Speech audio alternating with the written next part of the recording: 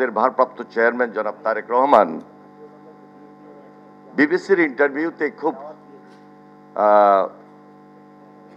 তার বক্তব্যটা তুলে ধরেছেন। এই আন্দোলন সংগ্রামের মাস্টার মাইন্ড দেশের জনগণ, যেটা আমরা নির্দ্বিধায় রাজপথে থেকে আজকে এই বাস্তবতার সঙ্গে খুব বেশি বেশি উপলব্ধি করছি। এখানে শুধু বিএনপি নয় বা বিএনপির আমরা কিছু সংখ্যক নেতৃবৃন্দ নয় যে আমরা এই অত্যাচার নির্যাতনের শিকার হয়েছি। 17 বছর এই আন্দোলন সংগ্রাম করতে গিয়ে দেশের মানুষ, সাধারণ মানুষ, নেতাকর্মী সবাই নির্যাতিত বলেই জুলাই গণ অভ্যুত্থানে সেদিন এদেশের ছাত্র জনতা একসঙ্গে নেতৃত্ব দিয়েছিল। যারা শহীদ হয়েছেন, গুম খুনের শিকার হয়েছেন, আমি তাদের আত্মার মাগফিরাত কামনা করছি।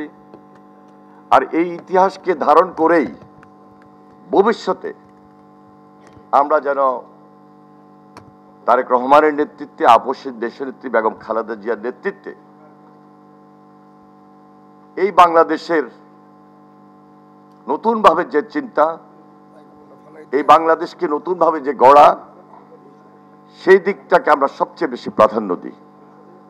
এবং তা করতে হলে বাংলাদেশে ফ্যাসিবাদ বিরোধী যে ঐক্য, এই ঐক্যটাকে সবচেয়ে বেশি সুদৃঢ় করতে হবে। একটু আগে মনে হয় মুন্না বক্তব্য রেখেছেন, হয়তোবা আমাদের 2-4 জনের নাম বলেছেন।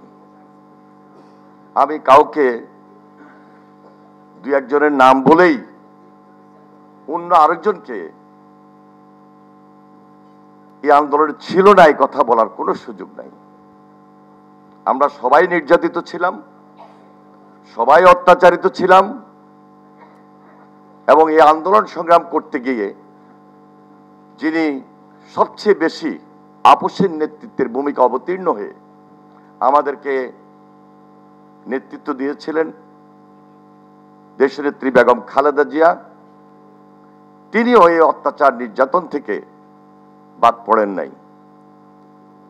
বিশেষ করে 2018-তে 18 নির্বাচনের পর ভারপ্রাপ্ত চেয়ারম্যান জনাব তারেক রহমান সরাসরি যার গাইডেন্স এই দেশবাসীকে একত্র করার মধ্য দিয়ে সর্বশেষ এই জুলাই আন্দোলনে শেখ হাসিনা পালিয়ে যেতে বাধ্য হয়েছে।